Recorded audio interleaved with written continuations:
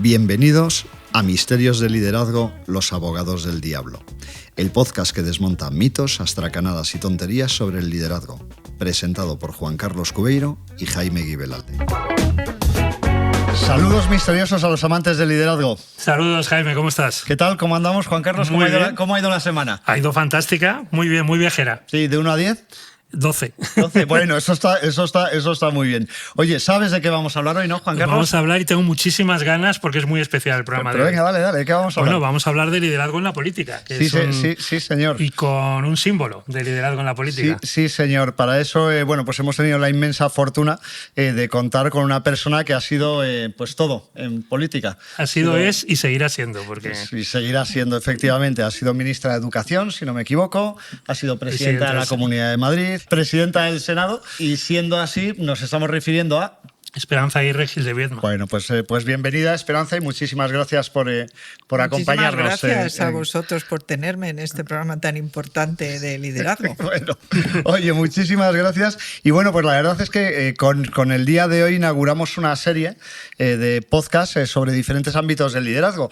Es verdad que Juan Carlos y yo hablamos siempre de liderazgo de forma generalista, pero nos parecía muy interesante abrirnos al liderazgo político, al liderazgo militar, al liderazgo en el ámbito más social, en el ámbito médico, en el ámbito de los emprendedores, en diferentes ámbitos que consideramos que son como verticales dentro del liderazgo de enorme importancia.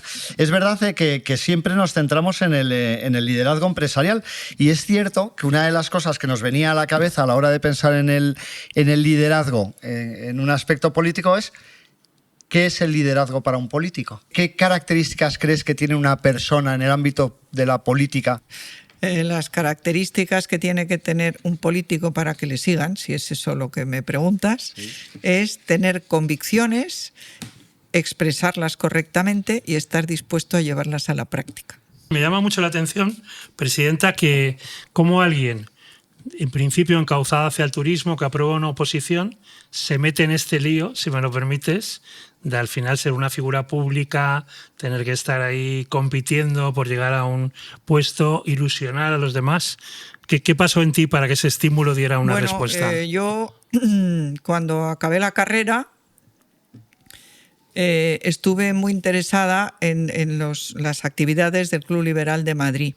El Club Liberal de Madrid entonces estaba presidido por Pedro Esbarz, que es un catedrático de economía que tiene, en mi opinión, la gran virtud de poder hablar de cuestiones técnicas, económicas, para que lo entendamos todos los que no somos economistas.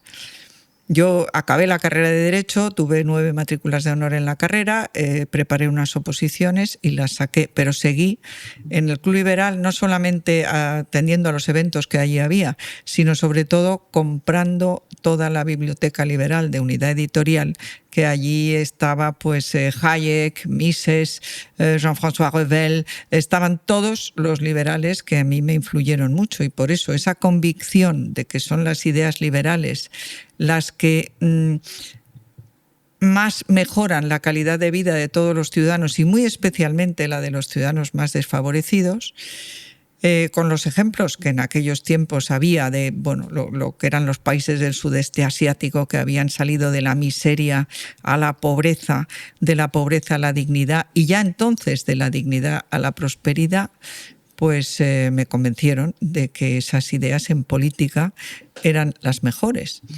Y estando yo en el ministerio, llevaba ya como 6 años en el ministerio, estuve en el Ministerio de Información y Turismo al principio, luego de Cultura, luego de Industria, que era a donde pasó a depender Turismo, y me ofrecieron ir en la lista del Ayuntamiento de Madrid como concejal, cosa que yo rechacé inmediatamente porque estaba muy contenta de subdirectora general de fundaciones en el ministerio, y porque Felipe González nos había dado a las jóvenes madres la oportunidad, la opción de poder renunciar a 1/3 de nuestro sueldo, de los complementos, no de todo el sueldo, 1/3 de los complementos y a 1/3 del horario. Y estaba muy contenta allí. Pero bueno, la verdad es que Pedro me insistió, y al final acabé, como era compatible, pues dije, pues no dejo el ministerio y me presento como concejal. Para cerrar el círculo hay que decir que a Pedro Esbarz con sus 90 años, se le ha dado la medalla de la Comunidad de Madrid, ¿no? Este 2025. Bueno, le han dado la medalla de Comunidad de Madrid. Estuvimos hace muy poco en el Colegio de Economistas, que le dio el premio más importante que ellos dan. Y Pedro, que efectivamente tiene 90 años y está un poco torcido si le ves desde lejos, pero la cabeza la tiene absoluta y totalmente perfecta. Qué maravilla. Oye, Esperanza, ¿cuál crees que es la cualidad o las 3 cualidades que sí o sí? Tú hablas en el libro, esto que estabas comentando, lo cuentas en el libro Una liberal en política, que acabas de lanzar. Si tuvieses que decir las 3 o 4 cosas imprescindibles en un político, tú hablas a lo largo del libro de temas como rebeldía, hablas en determinados momentos de no resignarte a determinadas situaciones y hablas permanentemente de situaciones de reto, que es algo que para nosotros dentro del liderazgo empresarial es una cosa como tremendamente habitual. ¿Qué papel juega esa rebeldía dentro de un ámbito político? A ver, yo lo que creo es que hay que tener convicciones. Si uno tiene convicciones y está dispuesto a llevarlas a la práctica, pues generalmente hay un rechazo y una, ¿cómo te diría?, unas dificultades de conseguirlo. Si uno piensa, por ejemplo, que la recogida de basuras no tiene por qué, a pesar de ser un servicio público, ser hecha por funcionarios y que es mejor ir a una empresa especializada, sacar un concurso y entonces te acusan como si fuera un gran crimen privatizar, no, oiga, es ahorrarle dinero al contribuyente. Entonces hay que saberlo explicar y hay que estar dispuesto a que te critiquen. Combinando los conceptos con la biografía, que yo creo que es sugerente, por lo menos en las entrevistas que te hemos escuchado no es muy común, tú te apuntas, estando en el ministerio, a Unión Liberal, que además forma parte de una coalición, que además, y nos parece interesante la relación con Álvarez del Manzano y Rodríguez Sagún, en principio no estaba previsto que ganara frente a Tierno Galván, que tú estuviste en oposición al viejo profesor, tengo entendido. Y entonces, bueno, ¿cómo se vive todo eso en tu carrera política? Es que no ganamos. Tierno Galván, el viejo profesor, obtuvo 30 concejales, la mayoría absoluta eran 28 y tenía por si acaso 4 del Partido Comunista que le apoyaban. Nosotros tuvimos 23, que eran los 3 partidos, los conservadores, los liberales y los demócratas cristianos, AP, PDP, UL. Y el profesor Tierno Galván falleció el año 86, es decir, en mitad de la legislatura del 83, y en el 87 se presentó Juan Barranco, que era su primer teniente de alcalde, y bajó de 30 a 24.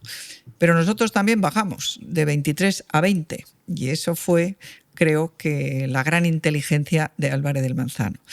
Y el error de Juan Barranco, con el que me llevo muy bien, pero cometió el error de pretender fichar a algunos de los concejales del CDS, que era el partido que había irrumpido con 8 concejales. Eso le enfadó a Rodríguez Sagún y decidió hacer una moción de censura, porque él tenía 8, nosotros 20, 28 era la mayoría. Y además Ramón Tamames, que era el líder del Partido Comunista, se nos unió, o sea que ya éramos 29.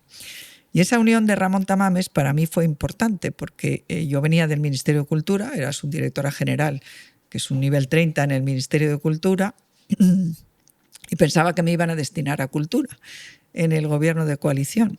La inteligencia de José María Álvarez del Manzano fue que, teniendo nosotros 20, hizo alcalde al que solo tenía 8, a Agustín Rodríguez Sagún. Y eso, la moción de censura fue el año 89, en mitad de la legislatura 87-91, y fue un gran éxito. Entonces, lo de Ramón Tamames a mí me sirvió porque Ramón pidió cultura. Y entonces a mí me mandaron a medio ambiente, que yo no había estado relacionada con el medio ambiente, pero sí es verdad que soy ganadera consorte, conozco bien el campo y me gusta el tema. Y eso fue muy importante en mi carrera política, el medio ambiente. Qué curioso. Y luego Álvarez del Manzano al final ganó, es decir... Entonces, claro. Estuvo de primer teniente alcalde con Sagún 2 años, del 89 al 91, y yo creo que lo cuento en el libro. Tú pon el libro bien, que se vea. Vamos a ponerlo de pie, que se vea, efectivamente. Lo cuento que en la noche electoral de las elecciones del 91, fue para mí la noche electoral más impresionante que he vivido. Llevo 42 años en política. Porque subimos de 20 a 30 concejales. José María Álvarez de Manzano, el pueblo de Madrid entendió que le había dado el gobierno al alcalde Rodríguez Sagún, que por cierto estaba enfermo, por eso no se presentó.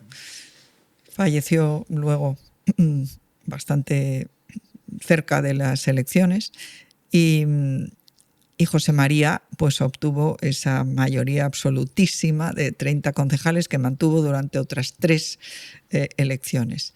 Y ya te digo, esa noche electoral fue increíble para mí. Qué bueno.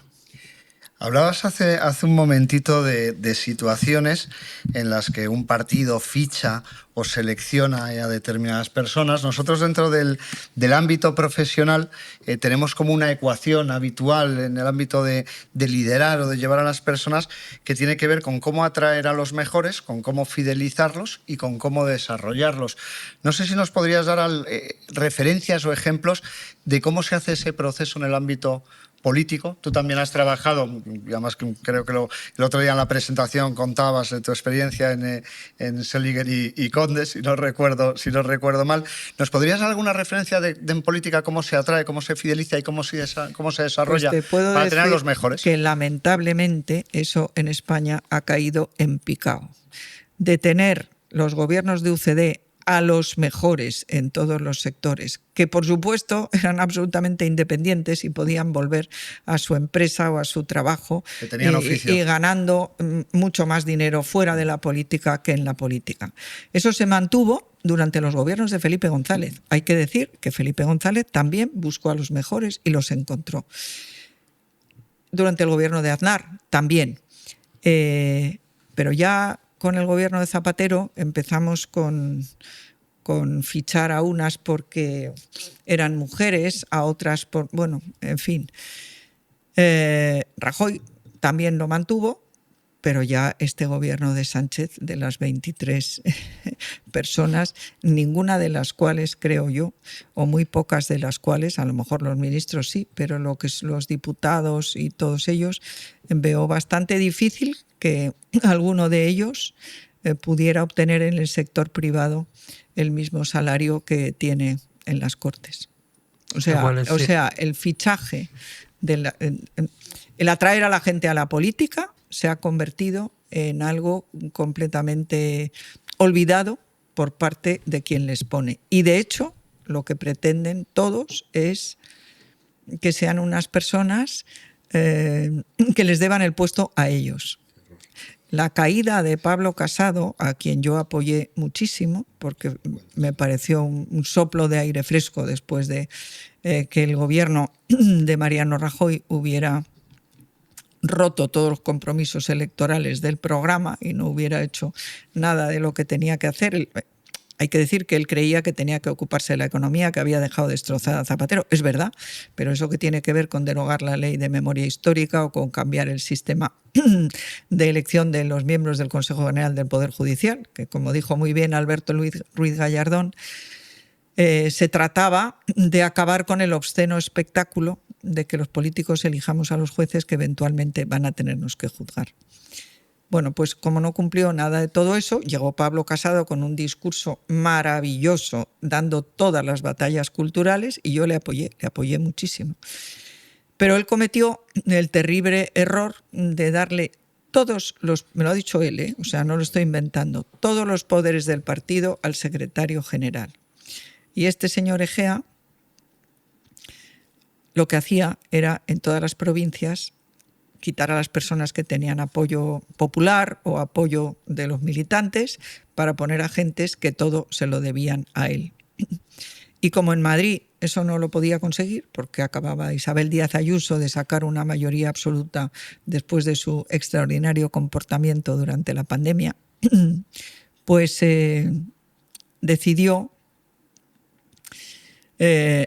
prohibir que se hiciera el Congreso del Partido Popular de Madrid, no nos dejaba hacerlo, y hacer caso a unos informes que le había aparentemente, presuntamente, le habían facilitado en la Moncloa para atacar a Isabel Díaz Ayuso porque su hermano había vendido unas mascarillas, cosa que su familia hacía, la familia de Isabel, el padre había fallecido, pero había seguido el hijo, desde hacía 25 años se dedicaban al producto sanitario, no eran como estos del pueblo de Illa, de Sant Cugat, que no tenían nada que ver y les dio no sé cuantísimos millones. Bueno, el Servicio Madrileño de Salud le había comprado 50.000 euros. Y tuvimos a Pablo Casado diciendo aquello de qué vergüenza, muriendo 700 personas, todo eso, que desgraciadamente reveló que el secretario del partido lo que temía era, Pablo había perdido 2 elecciones, que si perdía la tercera pudiera presentarse Isabel en un congreso nacional. Eso era todo. Volviendo a tu trayectoria y a la biografía, porque estás en la política local, nos has dicho la coalición pasa de 20 a 30 concejales y mucha gente dice que la política local es la verdadera política, porque llegas en presupuesto a los ciudadanos, pero te lían para el tema nacional, ¿no? Y bueno, te lían en el mejor sentido de la palabra, ¿no? Yo había sido concejal de la oposición, concejal de un gobierno de coalición con un alcalde de otro partido, luego concejal con mayoría absoluta, tercer teniente alcalde fui con Rodríguez Aún, primer teniente alcalde, y José María me dio toda la responsabilidad económica y política y logramos bajar el presupuesto del ayuntamiento en una cantidad muy importante. Entonces, hoy si la medimos en euros, pues a lo mejor no era tan importante, pero eran 20.000 millones de pesos. Entonces, yo estaba muy contenta. ¿Gestionando 20.000 millones de aquellas pesetas? No, esos son los que recortamos. Recortaste. Sí. Recortasteis. Y entonces, no me acuerdo José María bien de Aznar la López, cifra, lo tendría que mirar, a ver si no eran 20.000 sino 2.000, no me acuerdo. Pero el caso es que yo estaba muy contenta del primer teniente alcalde y hay que decir que además ganaba más dinero, pero me ofrecieron ir al Senado y al principio me resistí, pero luego José María Aznar me dijo que tenía que ir al Senado y fui. Y luego, cuando me nombraron ministra, pues efectivamente el ministerio estaba peor pagado que la primera tenencia de alcaldía, que además éramos consejeros de Caja Madrid o algo así. Y yo dije que yo es que me dedicaba a la política por convicción y no es que estuviera por el sueldo, es que pagaría por ser ministra del Gobierno de la Nación. ¿Qué crees que diferencia a los políticos de antes de los de ahora? Porque es verdad que los que tenemos cierta edad, y todos tenemos un recuerdo de cosas que tú has mencionado y que las mencionas en el libro de la pasta de la que estaban hechos. Bueno, la pasta, sus capacidades, sus trayectorias formativas, sí, su trayectoria profesional. ¿Cuál crees que es la diferencia respecto a los políticos de ahora? Clarísima, hay una diferencia clarísima. La independencia era la que teníamos los políticos antes y hoy son casi todos dependientes. Hablabas antes de las convicciones, pero al final muchas veces, esto lo hemos comentado Juan Carlos y yo 1000 veces, o sea, tú al final tienes una política que en cierto modo es un reflejo de lo que pasa en la sociedad. O sea, muchas veces nos preguntamos, dentro del ejercicio del liderazgo, siempre pensamos que la comunicación juega un papel fundamental. Si quieres llevarlo a un punto más elevado, la oratoria y cómo se construye el relato. Es posible que hace años ese relato fuese un poco más estructurado, más elaborado, más serio, y hemos pasado a un mundo en el que el relato de 15 segundos es el que permea y de alguna forma consigue atraer a la población. Mi opinión, ¿no?, es que ha cambiado mucho la comunicación, evidentemente, de que todo el mundo leyera periódicos de papel, y se informara a través de los informativos de la televisión. Hemos pasado a que la mayoría de la gente menor de 45 años ni lee un periódico ni ve un informativo en televisión. Y no digamos entonces un libro. Ha cambiado mucho y eso ha tenido sus consecuencias, en mi opinión, positivas. Por ejemplo, que el presidente de Argentina sea Javier Milei, al que acusan de histriónico y maleducado, etcétera. Pero es que yo creo que para atraer al voto de menos de 45 años tienes que comportarte de una manera especial. Que haya cosas que no La gusten, sierra y por todas supuesto. estas cosas. No, Motosierra. la motosierra. Motosierra. La motosierra, que es mucho más Pero sofisticada a ver, que que una la sierra. motosierra es importantísima, Sí, es la simbólica. motosierra. Y desgraciadamente en Europa, en vez de ocuparse de la motosierra, que era de lo que se tenía que ocupar los 200.000 funcionarios que tiene en Bruselas y en Estrasburgo, la Unión Europea, se ocupan de hacer regulaciones como el tapón de la botellita y como las estupideces en las que nos tienen sumidos a todos los ganaderos, agricultores y personal que está en el campo en España. Estaba tremendamente enfadado. Por cierto, Bueno, con es que no todas es las enfadado, es regulaciones que y son unas regulaciones y regulaciones que- totalmente absurdas. Volviendo en a tu mi opinión. Ministerio de Cultura, no son los tiempos de Milei o de la tecnología actual, pero hay un programa que era Caiga quien caiga, creo, ¿no?, de Globo Media, que, digamos, se toma como un pim pam pum ir a por la ministra de Cultura, que en ese momento eras tú, siendo además una persona muy culta, lo cual que pretendían crear una paradoja. No, pero no era oculta, porque en un programa de radio de estos que hacen tipo test, que yo ya me he negado a hacer tests, me dijeron, pues te preguntaban quién es fulano, Santiago Segura, y dije, pues no tengo ni idea. Oye, como si hubiera dicho que no sabía quién era Cervantes, pues igual.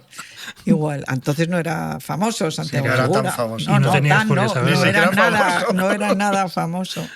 De esto hace más de 25 años. Y cómo, con el tiempo, más de 25 años, ¿cómo valoras, por una parte, que probablemente era estresante, ¿no?, que un programa así te estuviera persiguiendo, entre comillas, para a ver cómo encontraba algo, y por otro lado, la popularidad? Bueno, que te yo dotó. creo, y lo dije entonces, que este Wyoming que me odia siempre que puede, me pone a parir, le digo que yo no puedo criticarle a él porque le estoy muy agradecida de haberme dado una campaña de publicidad que hubiera costado muchos millones. Toda España me conoce, y me conocía entonces gracias a Caiga quien caiga, hoy en día es por otras razones, Sí. porque luego fui presidenta de la Comunidad de Madrid, pero entonces cuando fui ministra no me conocía nadie, y en cambio Caiga quien caiga me hizo conocida. ¿Qué papel crees que juega la ética en un líder político? Pues toda. Si tú tienes unos principios y unas convicciones y los aplicas, que pueden ser totalmente diferentes y enfrentados entre unos políticos y otros, pero si tú las aplicas, todo el mundo las respetará. ¿Y qué crees que ha sucedido socialmente para que veamos los espectáculos que estamos viendo? De carencia de ética, o aparente, o presunta, o como se diga, carencia de ética. Porque tiene que haber algún cambio, tiene que haber algún Como que punto la sociedad es más disruptivo permisiva. a nivel Siempre social. ha habido corrupción. Y corrupción hay en todas partes, también en las empresas privadas. Es verdad que la de la política genera más titulares, pero lo importante es qué se hace cuando se descubre que hay corrupción. Sí, es verdad que recuerdo siempre un noruego que decía que, claro, tenemos la idea que en los países del norte de Europa no hay corrupción. Y decía, Claro, pero si que hay la misma corrupción, lo que pasa es que desde mismísima. pequeñito, cuando a un niño se le pilla llevándose no sé qué a casa, el castigo es tremendo. Es tremendo, claro. O cuando se pilla al empleado llevándose el paquete de folios o cosas de este estilo. Volvemos a la política nacional. Hay un momento en el que el presidente Aznar dice voy a estar solo 8 años. Tenía, creo que 3 o 4 posibles sucesores, alguno ya lo has mencionado. ¿Cuál era tu opinión en ese momento de lo que podía hacer, lo que debía que hacer? José María Aznar dijo que estaría 8 años y yo creo que la palabra está para ser cumplida. Es verdad que Francisco Álvarez Cascos, que era el secretario general, pues en el Congreso, no me acuerdo de qué año, pero justo cuando se iba Aznar, quería convencerle de que siguiera, que hubiera sido bueno para España, en mi opinión. Pero bueno, el caso es que él había dicho 8 años y 8 años le dedicó, y yo siempre he respetado a aquellos que hacen honor a su palabra, no como el actual gobierno, que lo que hace es lo contrario de lo que ha dicho que haría. Y ahí estamos con esta ley de amnistía que todo el mundo dijo que era inconstitucional, todo el mundo, y tenemos ahora a esta señora que han nombrado ponente y al presidente Conde Pumpido, al presidente del Tribunal Constitucional, que tienen la cara dura de decir que todo aquello que no está prohibido expresamente en la Constitución es constitucional. Es decir, que mañana pueden traer una ley para aprobar la esclavitud o para aprobar la pederastia, que por supuesto será recurrida por el Partido Popular ante el Constitucional. ¿Y qué va a decir el Constitucional? Pues ya lo ha dicho. Lo que diga Sánchez que tiene que decir para que él siga en la Moncloa. Y esto es una absoluta vergüenza, porque imaginemos que aprueban una ley para que la monarquía desaparezca y se convierta esto en una república. ¿Ah? ¿Y eso? Claro, según esa doctrina. Pero según la doctrina de que, que no está prohibido, ¿acaso decir que pues no? Esto es absoluta y totalmente una forma de convertirnos en la Venezuela de Europa, que yo lo llevo diciendo mucho tiempo. Muchos años. Estamos ya acabando con el Estado de Derecho, acabando con la separación de poderes por culpa del Constitucional. En ese momento en que Aznar cumple su palabra, los 8 años, pero tiene una serie de sucesores posibles, desde Mariano Rajoy, Brey, Rodrigo Rato, etcétera. ¿Cuál es tu sensación estando dentro de ese gobierno, digamos, que termina la segunda? ¿Cuál es mi sensación de qué? De los sucesores del líder, posibles. Entre los que Aznar... Había muchos sucesores posibles. Pues hablaba de Rajoy, de Arenas, de Rato, de Gallardón. Pues yo era partidaria de Ángel Acebes. Que esto creo que no lo cuentas en el libro, ¿no? Sí. No, es que no. No me suena. Hubo. Lo que sí cuento en el libro es que eso se decidió en una reunión de la Junta Directiva Nacional, que son casi 300 miembros, y fue todos a favor, menos una abstención. Y todos creímos que era Mariano Rajoy el que se había abstenido, porque era él el candidato. Y un amigo mío catalán, Santiago Fisas, me dijo, pues no te lo creas, la abstención fue la mía. Sí, eso sí lo cuentas. Oye, y hay una frase por ahí de Napoleón, Juan Carlos sabe que yo no le tengo especial simpatía, que dice que un líder es un repartidor de esperanza. Y en el contexto que tenemos, ¿cuál sería la esperanza? O volviendo a la sucesión, ¿quién crees que es el mejor referente de liderazgo político que podemos tener en España en este momento? Esperanza. En este momento, al que tenemos, que es Alberto Núñez Feijóo, es al que tenemos que votar para echar a este señor, para derogar las leyes de memoria histórica y de memoria democrática, y con ello el relato de que todos los que somos de derecha somos franquistas y por lo tanto fascistas y por lo tanto nazis y hay que acabar con nosotros, porque para eso han puesto el muro, y todos ellos, los partidarios del Frente Popular, que por supuesto se olvidan de las checas, de Paracuellos, del asesinato del líder de la oposición. Eso no está en su relato. Bueno, pues todo eso hay que acabar con ello. Y hay que acabar con esta, ¿cómo te diría?, con este disparate hacendístico que tenemos en España, que está recurriendo un despacho de abogados importantísimo, por el cual los inspectores de Hacienda tienen un bonus por el número de inspecciones que hacen.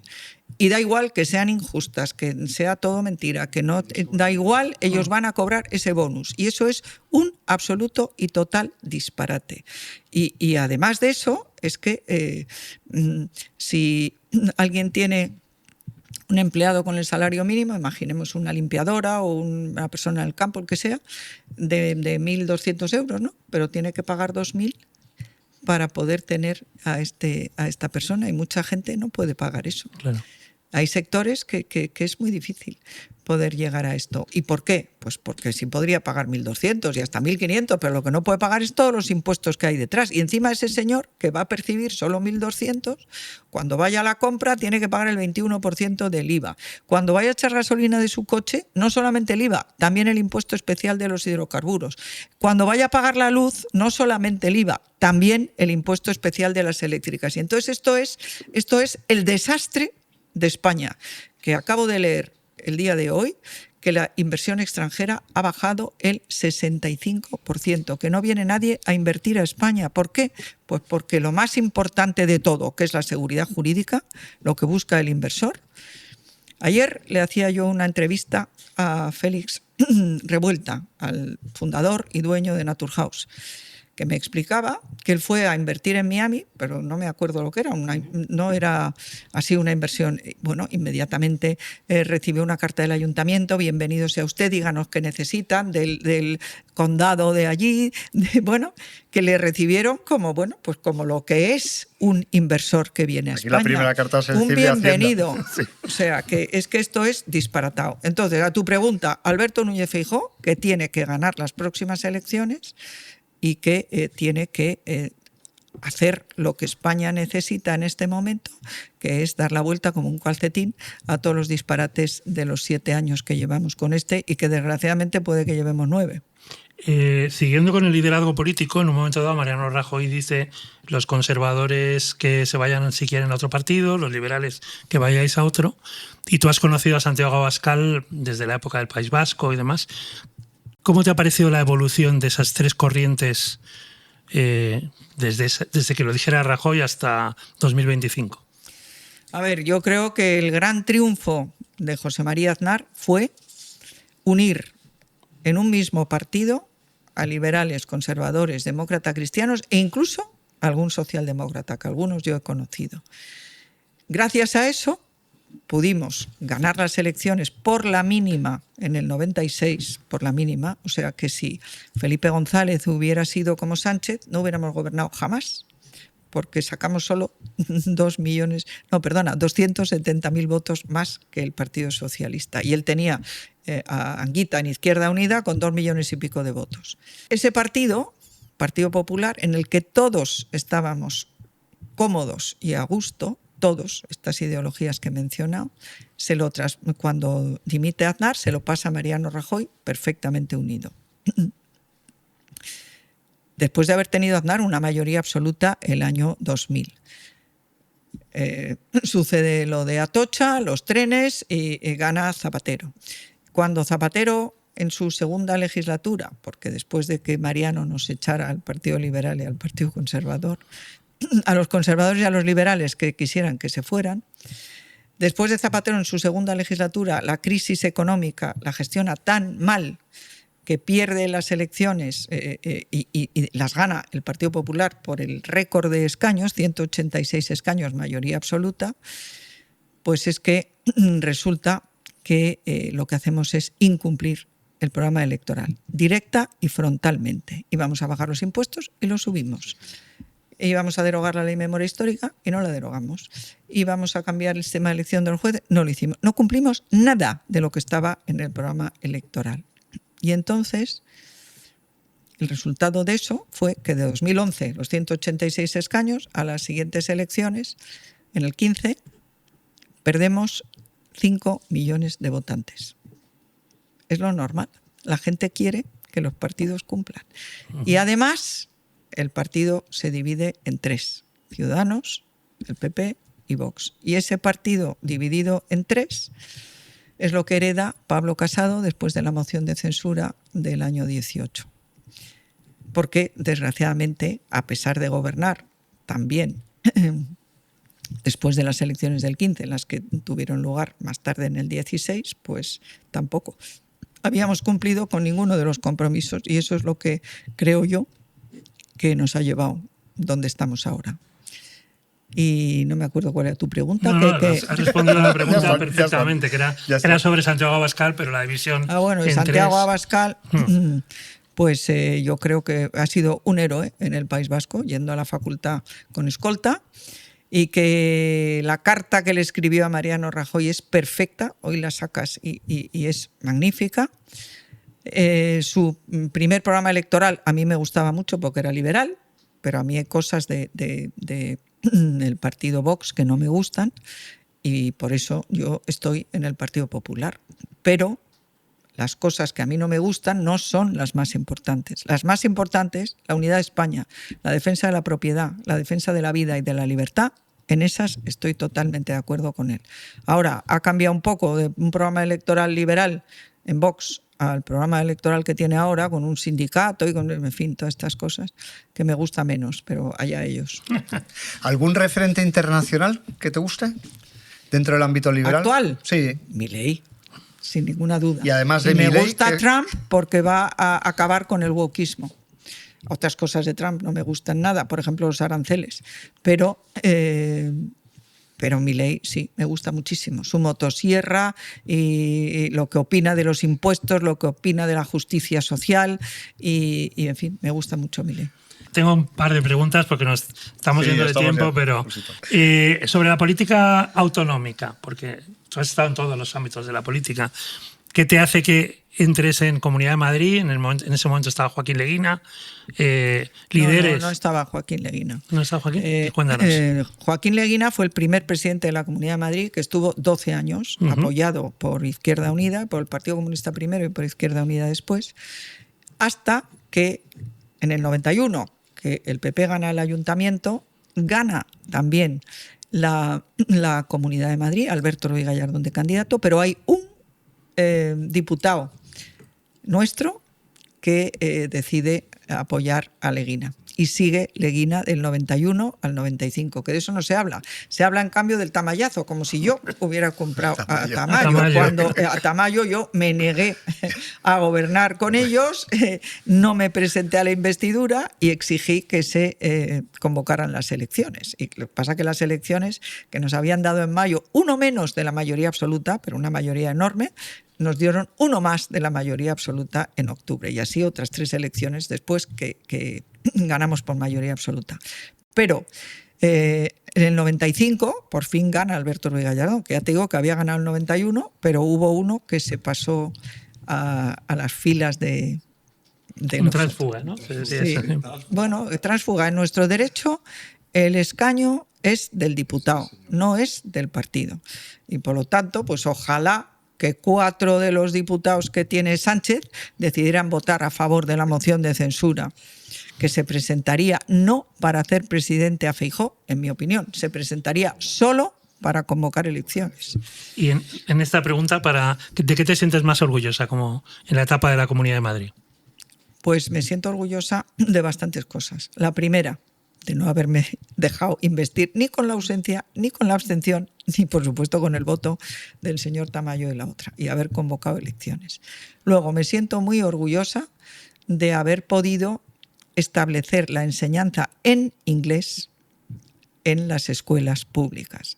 Hay gente que me para por la calle, madres que me paran por la calle, que ya, claro, han pasado años, y me dicen que sus hijos tienen unos empleos fantásticos gracias al inglés, a cómo dominan el inglés, porque mis padres a mí me llevaron al Instituto Británico de pequeña y yo tengo la convicción, bueno, y la certeza de que si uno aprende un idioma de pequeño, no tiene que pensar en la gramática.